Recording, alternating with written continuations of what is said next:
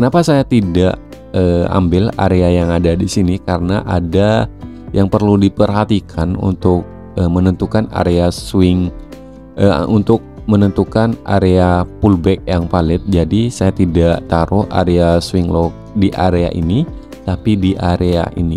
Nanti saya akan buatkan video khusus untuk menentukan area pullback yang valid. Baik, kali ini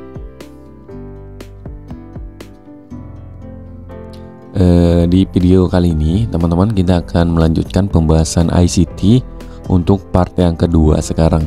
Dan kali ini kita akan coba bahas market struktur bearish trend.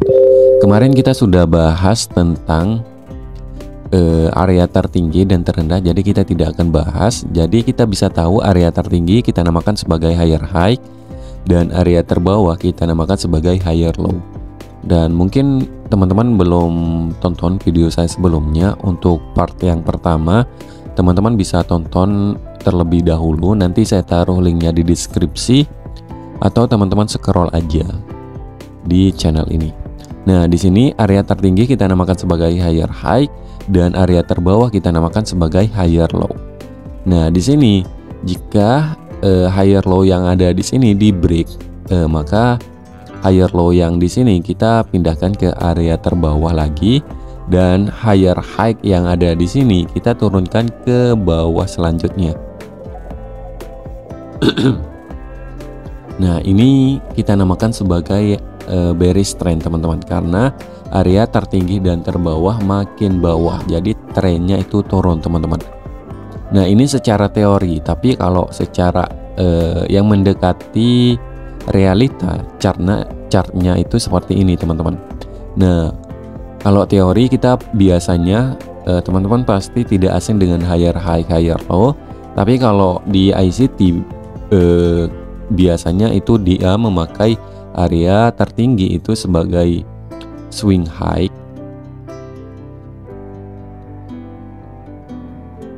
area tertinggi sebagai swing high, dan area terbawah dinamakan swing low teman-teman. Jadi market itu teman-teman, market itu ada yang namanya impulsive expansion atau correction, retracement atau pullback. Nah, di sini kalau penurunan itu yang dinamakan expansion. Jika trennya itu bearish, kita bahas tentang bearish trend teman-teman.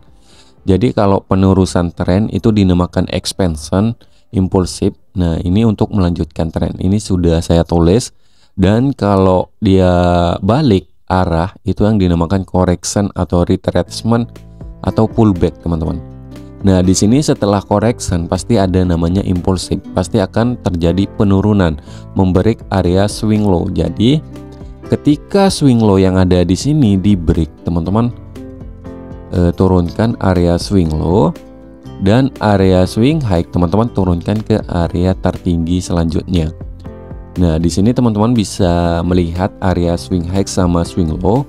Pasti di sini akan terjadi pullback teman-teman. Tapi pullbacknya tidak akan menembus area swing high karena trennya itu turun atau bearish teman-teman. Jadi pasti akan membreak area swing low. Maka swing high yang ada di sini tidak akan di break. Maka jika sudah expansion atau impulsif teman-teman, maka swing high yang ada di sini teman-teman turunkan lagi di area ini, dan swing low yang ada di sini karena sudah di break, maka teman-teman bisa turunkan ke area ini. Cara menentukan area pullback yang valid itu ada caranya teman-teman, ada yang perlu diperhatikan. Nanti kita akan bahas untuk cara menentukan area pullback yang valid untuk di video. Saya akan buat video khusus. Nah, di sini kita akan coba ke marketnya langsung. Kita sudah paham area swing high, swing low, area tertinggi dan terendah, dan sekarang kita akan coba langsung ke market teman-teman.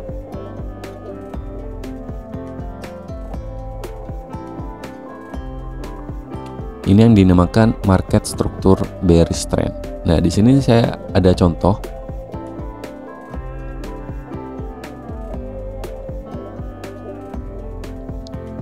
ada contoh bearish trend. Nah, di sini adalah kita mulai dari ini aja teman-teman. Di sini area tertinggi saya namakan sebagai swing high, di sini sudah saya tandai, dan area swing low saya tandai sebagai titik hitam teman-teman. Nah, di sini terbentuknya BMS teman-teman. Terbentuknya BMS membreak area swing low yang ada di sini, maka area swing high yang ada di sini teman-teman turunkan ke area di sini, dan area swing low yang ada di sini teman-teman turunkan ke area yang ada di sini. Kenapa saya tidak ambil area yang ada di sini? Karena ada yang perlu diperhatikan untuk menentukan area swing, untuk menentukan area pullback yang valid. Jadi saya tidak taruh area swing low di area ini, tapi di area ini. Nanti saya akan buatkan video khusus untuk menentukan area pullback yang valid.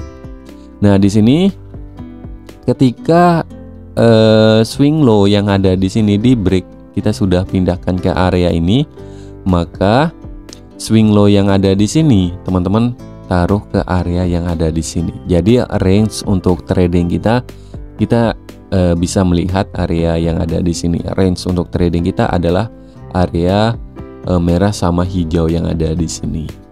Nah, di sini kan sudah di break teman-teman.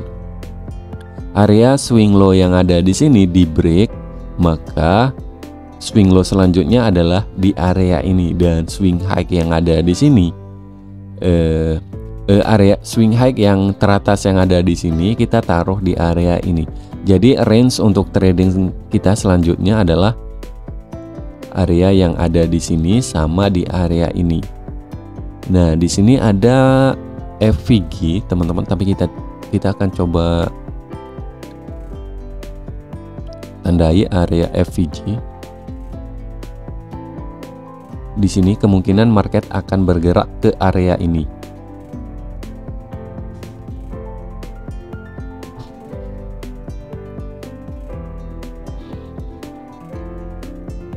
Di sini ada fair value gap. Jika teman-teman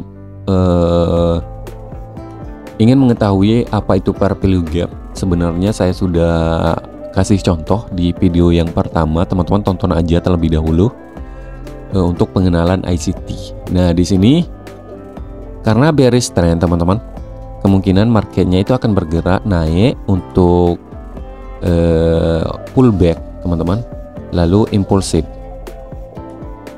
atau expansion teman-teman, lalu melanjutkan penurunan. Nah, di sini cara untuk open posisi untuk melakukan penjualan. Jadi kalau trennya turun kita harus fokus untuk open posisi sell, tapi kalau trennya bullish kita fokus untuk open posisi long.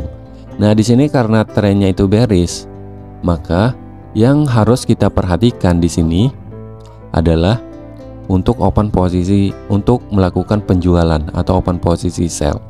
Jadi area di mana tempat sampai pullbacknya terhenti teman-teman, di sini kemungkinan akan menuju area fair value gap di sini. Untuk pembahasan fair value gap kita akan buat video khusus juga. Jadi kita akan fokus di market struktur terlebih dahulu. Nah, di sini teman-teman kemungkinan marketnya itu akan naik lalu melanjutkan penurunan jika tren bearishnya masih berlanjut. Jadi area swing high yang ada di sini kita pastikan area terkuat yang tidak akan di break karena trennya itu bearish. Tapi kalau di break misalkan teman-teman, maka trennya itu berubah, yang tadinya bearish menjadi bullish. Untuk cara menentukan area trennya itu sudah berubah atau tren reversal, kita akan buat video di part yang ketiga ini, part yang kedua untuk bearish trend, dan untuk part yang ketiga kita akan buat momen reversal atau tren pembalikan. Nah, seperti itu teman-teman. Jadi sangat simpel sebenarnya. Jadi di sini masih pandangan kita masih bearish di sini di Cardano USDT di M30 teman-teman. Nah, di sini ada correction, impulsive, correction, impulsive, correction, impulsive, dan di sini correction. Dan kita bisa open posisi sell di area ini. Kita bisa open posisi sell untuk expansion atau impulsif, teman-teman. Dan TP kita bisa area swing low yang ada di sini, karena swing low yang ada di sini pasti akan di break. Karena akan menjadi BMS, karena trennya itu lagi bearish trend. Oke, mungkin segitu aja untuk pengenalan tentang bearish trend. Dan untuk video selanjutnya kita akan bahas momen reversal atau pembalikan harga.